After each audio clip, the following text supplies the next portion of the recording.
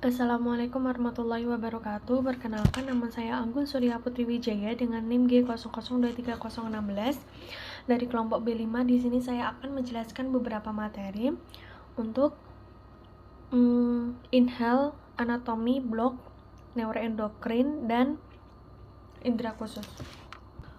Yang pertama, berdasarkan gejala yang diterita itu merupakan penyakit Parkinson. Yang pertama, ada penyebab penyakit Parkinson itu apa? Jadi penyebabnya itu disebabkan oleh degenerasi neuron dopaminergit di substansi nigra, bagian otak yang mengatur gerakan. Kekurangan dopamin menyebabkan gangguan pada kontrol motorik. Terus yang kedua adalah lokasi anatomi dari kelainan yang terjadi. Yang pertama ada substansi nigranya. Substansi nigra itu terletak di bagian tengah otak, tepatnya di mesencephalon, midbrain. Selanjutnya ada basal ganglia, itu terdapat di kedalaman otak, termasuk striatum, terdiri dari dua bagian utama, yaitu putamen dan nucleus caudatus, globus pallidus, dan subthalamic nucleus, bagian dalam otak.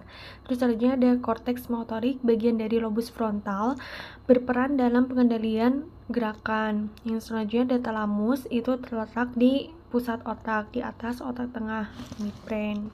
Terus selanjutnya ada jelaskan anatomi dari cerebellum. Jadi cerebellum itu otak kecil yang terletak di bagian belakang otak, tepat di inferior lobus occipital dan temporal, dan di dalam fossa cranial posterior. Dipisahkan dari lobus ini oleh tentorium cerebelli, lapisan dura mater yang keras. Cerebelli ini mempunyai peran penting dalam kontrol motorik. Dengan disfungsi, cerebellum sering kali muncul dengan tanda-tanda motorik. Secara khusus, aktif dalam koordinasi, ketepatan, dan pengaturan waktu gerakan serta pembelajaran motorik. Selama perkembangan embrio, bagian anterior tabung syaraf membentuk 3 bagian yang membentuk otak dan struktur terkait. Yang pertama ada otak depan, tengah, belakang. Struktur dan divisi anatomi otak kecil terdiri dari dua belahan yang dihubungkan oleh vermis. Suatu area garis substansi grazia terletak di permukaan cerebellum, terlihat rapat dan membentuk korteks cerebellum. Selanjutnya ada substansi alba, dia tuh terletak di bawah korteks cerebellum. Tertanam di substansi alba adalah 4 inti cerebelli, atau ada inti dentate, embryoniform, globose, dan fastigi. Dan ada pembagian dari cerebellum. Itu ada lobus anatomis, zona, dan fungsional. Lobus dari cerebellum itu ada anterior, posterior, dan floculonodular. Lobus ini dibagi oleh dua visura primer dan visura posterolateral. Ada 3 zona cerebellum. Di garis tengah cerebellum terdapat vermis. Kedua sisi vermis merupakan zona peranta. Lateral ke zona peranta adalah belahan lateral. Tidak ada perbedaan struktur kasar antara belahan lateral dan zona perantara. Dan berdasarkan fungsinya, ada 3 area fungsional dari cerebellum. Ada cerebellum, terus ada spinocerebellum dan vestibulocerebellum. Cerebellum itu divisi terbesar, dibentuk oleh belahan lateral. Ini terlibat dalam perencanaan gerakan dan pembelajaran motorik. Ia menerima masukan dari korteks cerebral dan nuklei pontin dan mengirimkan keluaran ke thalamus dan nukleus merah. Area ini juga mengatur koordinasi, aktivasi otot, dan penting dalam gerakan yang dipandu secara visual. Terus ada spinocerebellum, terdiri dari vermis dan zona perantara. Belahan cerebellum ini terlibat dalam mengatur pergerakan tubuh dengan memberikan koreksi kesalahan. Ia juga menerima informasi proprioseptif. Terus selanjutnya ada vestibulocerebellum. Secara fungsional dengan lobus flossulonodular, hal ini terlibat dalam pengendalian keseimbangan dan refleks mata, terutama fiksasi pada target. Ia menerima masukan dari sistem vestibular dan mengirimkan keluaran kembali ke inti vestibular. Selanjutnya ada vaskularisasi dari si cerebellum tadi. Ada 3 pasangan arteri cerebellar superior atau SCA, ada arteri cerebellar inferior anterior, ada AICA, terus ada arteri cerebellar inferior posterior, ada PICA. SCA dan AICA adalah cabang dari arteri basilar yang membungkus aspek anterior pons sebelum mencapai cerebellum. PICA adalah cabang dari arteri vertebralis. Selanjutnya, drainase vena cerebellum dilakukan melalui vena cerebellar superior dan inferior. Mereka mengalir ke sinus vena dura petrosal superior, transversal, dan lurus. Selanjutnya adalah medula oblongata, adalah bagian bawah batang otak. Ia mengontrol fungsi otonom dan menghubungkan tingkat otak yang lebih tinggi ke sumsum tulang belakang atau medula spinalis. Terus medula oblongata bertanggung jawab untuk mengatur beberapa fungsi dasar sistem saraf otonom termasuk pernafasan, fungsi jantung, vasodilatasi, dan refleks seperti muntah, batuk, bersin, dan menelan. Medula oblongata sering dibagi menjadi 2 bagian. Bagian terbuka anterior superior, tempat permukaan dorsal medula dibentuk oleh ventrikel keempat. Ada bagian tertutup atau inferior, tempat metacoel. Bagian ekor ventrikel keempat terletak di dalam medula oblongata. Struktur medula oblongata, daerah antara sulcus median anterior dan anterolateral, ditempati oleh suatu ketinggian yang kedua sisinya dikenal sebagai piramida medula oblongata. Ketinggian ini disebabkan oleh saluran kortikospinal.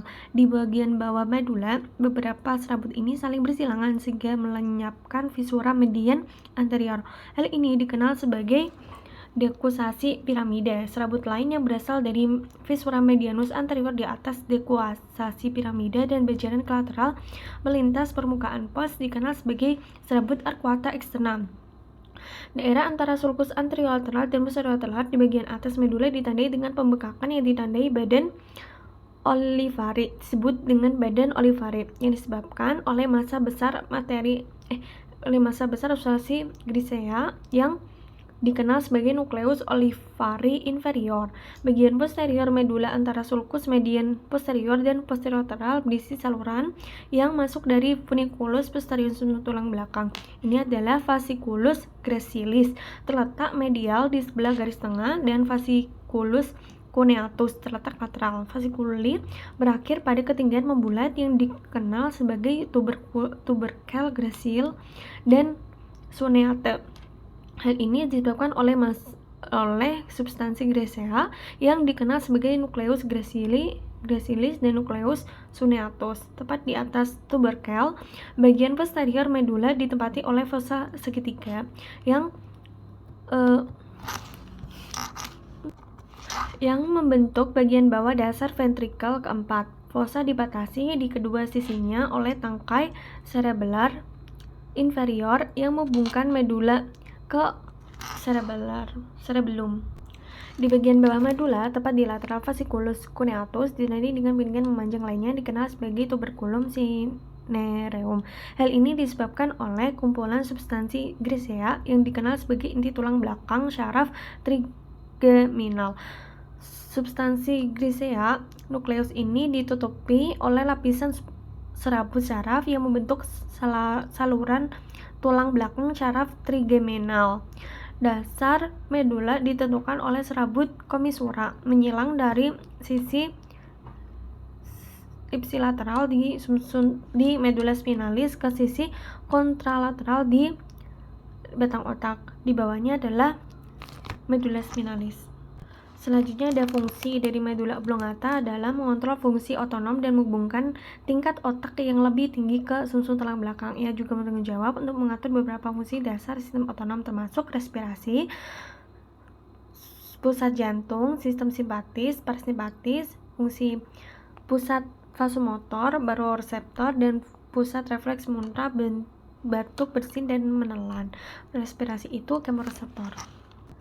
Yang terakhir adalah pons. Pons adalah struktur yang terletak di batang otak, dinamai menurut kata Latin yaitu jembatan.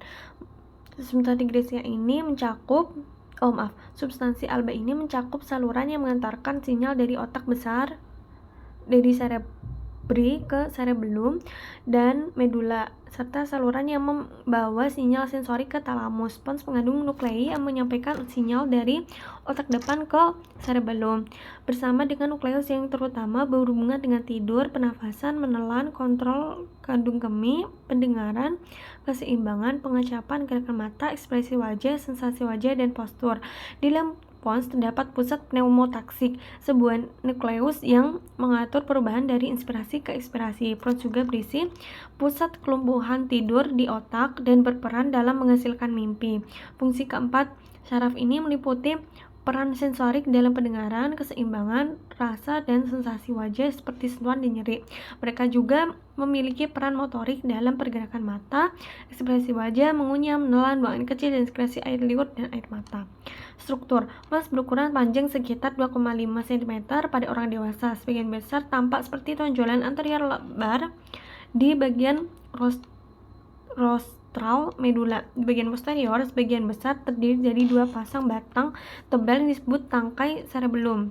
Ini hubungan otak kecil, ini menghubungkan cerebellum ke pons dan otak tengah. Pons mengandung inti yang menyampaikan sinyal dari otak depan ke Oke, sekian dari saya. Terima kasih. Wassalamualaikum warahmatullahi wabarakatuh.